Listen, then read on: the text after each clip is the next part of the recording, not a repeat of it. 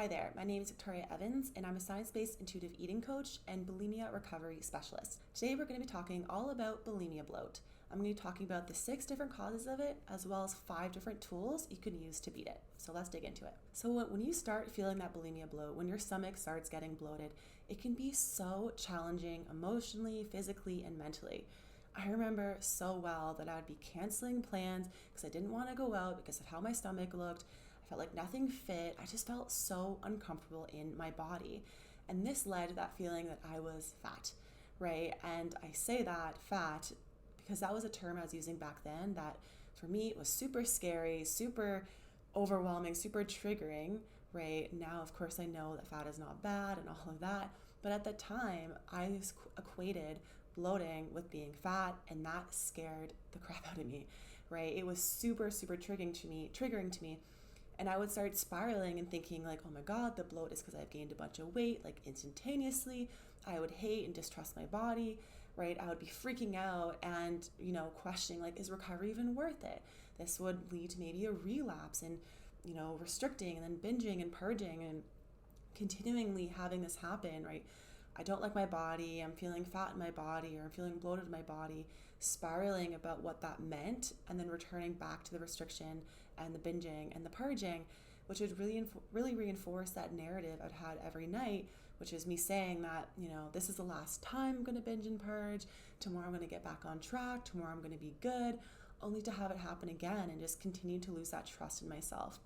So if any of that sounds like you, if you relate to any of that, then really keep watching because today we're going to be digging all of that.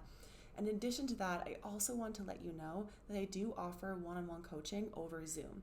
So no matter where you are in the world, if you are someone who's struggling with bulimia recovery, I would love to help you recover so you can break free from this cycle that is just taking up so much time and energy and money. I know for myself, I was spending so much money on my binges, right? And then be purging it all up. So as someone who struggled for over 10 years with bulimia and is helping people recover for 5 years now, 6 years now, I don't even remember when I started. Trust me when I say that I get it. I know how hard and how exhausting this is.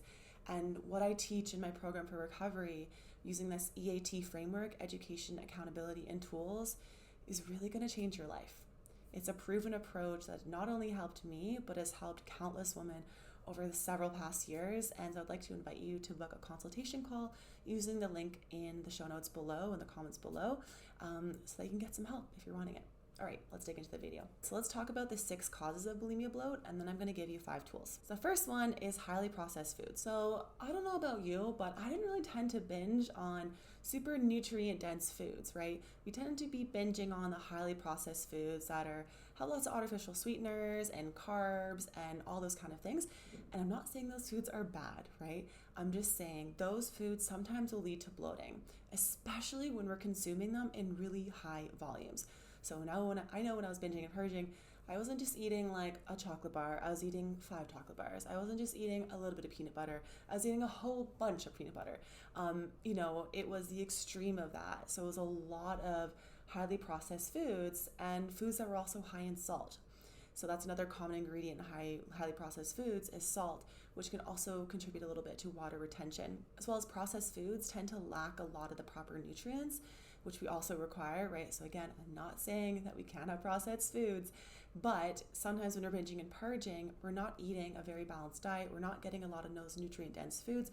We tend to be having highly processed foods in these binges and then purging them and really causing a lot of issues to our digestive system. So when we're not getting those proper nutrients in because we've been purging them throughout the day, right? We're eating a lot of highly processed foods. It can really cause the flora in our digestive system, which is that helpful probiotics, microorganisms, basically the microbiome ends up very damaged. That can cause the body to produce gas, which can contribute to the bloating, basically. So highly processed foods, there's nothing wrong with them, right? And rather, when I talk about my coaching, it's the making them off limits, the restriction of them, the telling ourselves we can't have it, right? That leads to eating them in such excessive quantities, and there's so much more to that, but I'll just leave it there. So it's not that we can't have them, there's something wrong with it, but it can be one of the things that contribute to feeling bloated when you're struggling with bulimia. specifically because we tend to eat them in much higher quantities than we maybe normally would if we weren't struggling with bulimia and binging on those foods. So the second cause is pancreatic issues. So bulimia can also have an impact on the pancreas, which is basically a gland that plays a pivotal role in the digestive process. So pancreatitis, basically itis basically means inflammation, so inflammation of the pancreas, and this often leads to damage of the pancreas that's been connected to bulimia. And so less enzymes basically make it more difficult to digest foods. And when food can't be properly broken down, again, coming back to that gut flora, it's disrupted, which means that unhelpful bacteria can start to spread. So the good bacteria is kind of no longer able to be there. The bad bacteria starts to take over, and that can also produce large amounts of gas. The third cause is constipation. So constipation is another common gastrointestinal issue that occurs with bulimia. So this could contribute to some bloating, and that's because basically our body has this delayed gastric emptying when we're struggling with bulimia. So in many cases, we are not getting the food out of our body properly, especially if you're struggling with laxatives as your purging method. And so this class of drugs, for example, laxatives, was developed to help promote people, move their bowels. But the misuse of it really leads to constipation, and constipation can turn to bloating and feeling really uncomfortable and pressure in the abdomen. And so constipation can be another reason why, but again, it doesn't always have to be related to bulimia, but that is one of the ways it can be related. The fourth cause is energy and nutrient deficiencies.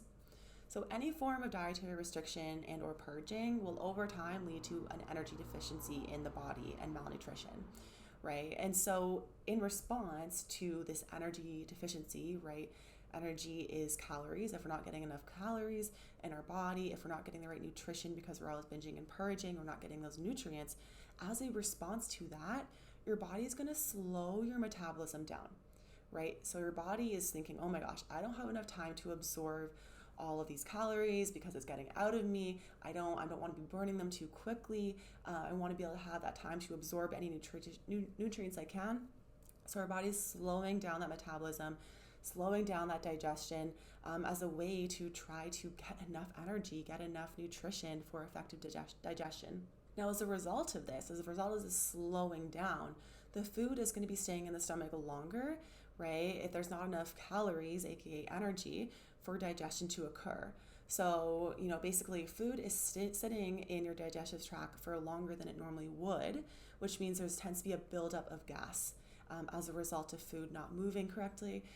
Additionally, we've really trained our body to be sending food out the wrong way, right? And so those muscles that are used to kind of massaging food and bring them certain directions, they're all out of whack, right? In addition to this, you might have some weakened abdominal muscles, which can also cause your belly to look bloated, again, because our stomach, our intestines are not moving and being used properly. And as I said, right, so your food is not getting broken down properly as the digestive enzymes and healthy levels of bacteria are compromised, like I mentioned before.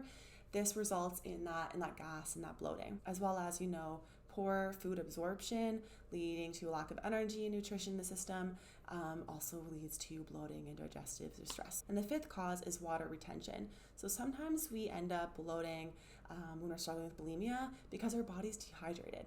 Anytime our body's dehydrated, it's going to want to hold on to that water. And so when we're purging, whether it be through vomiting, laxative use, diuretics, like whatever that thing is, that's your way of purging, this causes dehydration.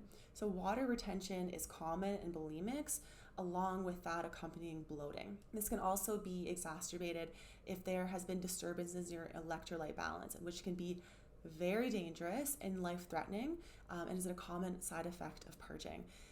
I know this is a bit of an aside here, but bulimia is life-threatening. It is life-threatening.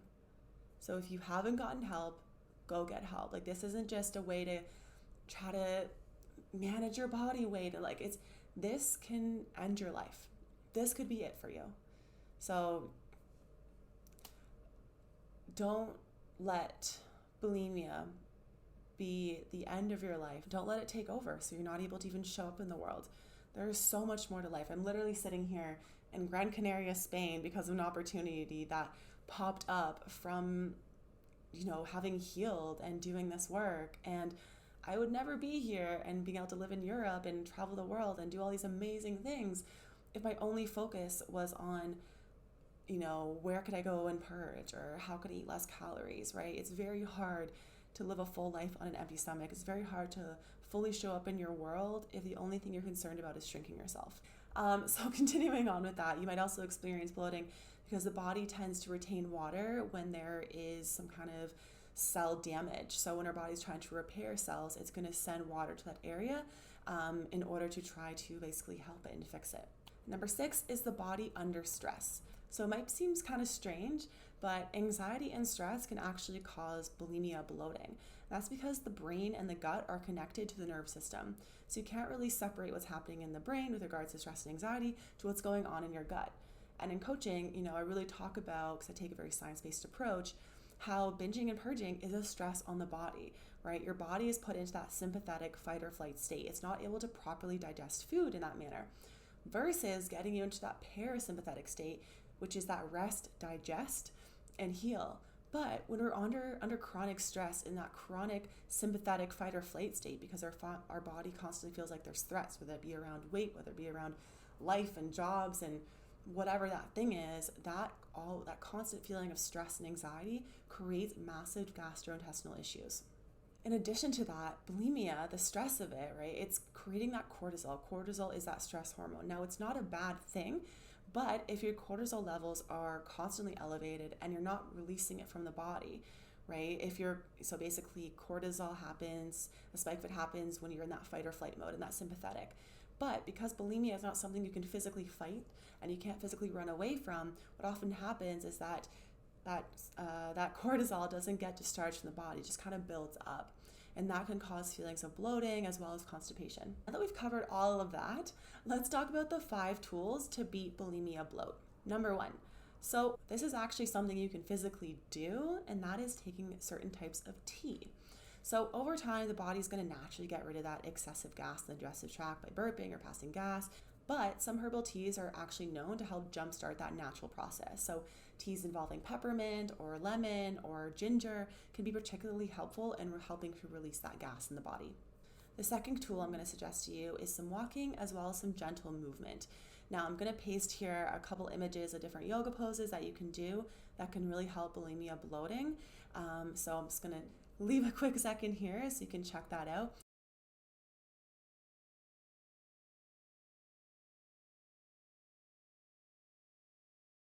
So all these basically are just creating some movement in your gastrointestinal tract, just helping that body kind of move towards releasing some of that excess gas. The third tool I have for you is doing some downregulation breathing.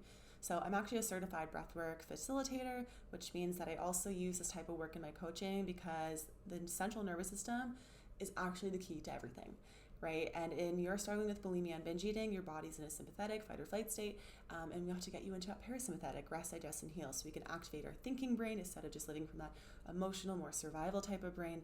And I won't go into all here, but basically just knowing this type of breathing, by manipulating your breath, you can change the state you're in. It's super easy.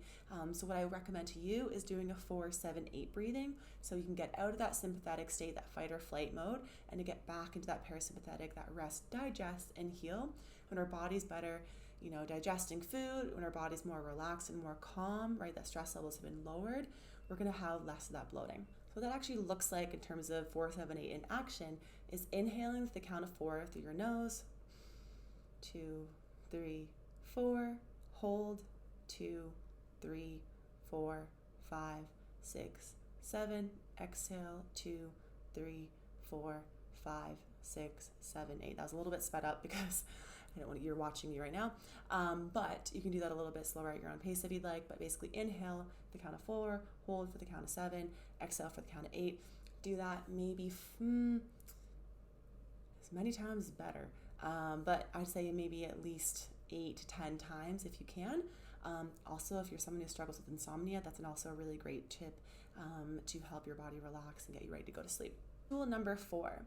So if you think you're constipated, this wouldn't necessarily be what I would suggest. But if you're not constipated, but you are bloated, then I would maybe suggest considering choosing foods with less fiber. Now, again, fiber is supposed to maintain healthy bowel movements. However, in this case, fiber may actually make that bloating worse, right? As long as it's not constipation, as I said. So choosing more refined grains like white rice and white bread and regular white pasta, and maybe some fewer fruits and vegetables just temporarily while you're feeling this bloating can help to reduce some of that bloating. But again, if you think it's constipation, that's not going to help. Have more fiber. But again, this is a short-term thing. This is not something, having more nutrient-dense foods is obviously great and amazing.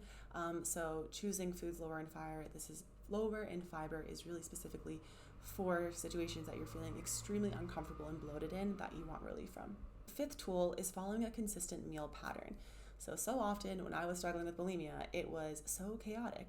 I would be not really eating much throughout the day, trying to be good, trying to compensate, and then later into the evening, going on these massive binges and having this really inconsistent eating pattern, and then, purging, then not eating the next day, and just being in this cycle. And so your gut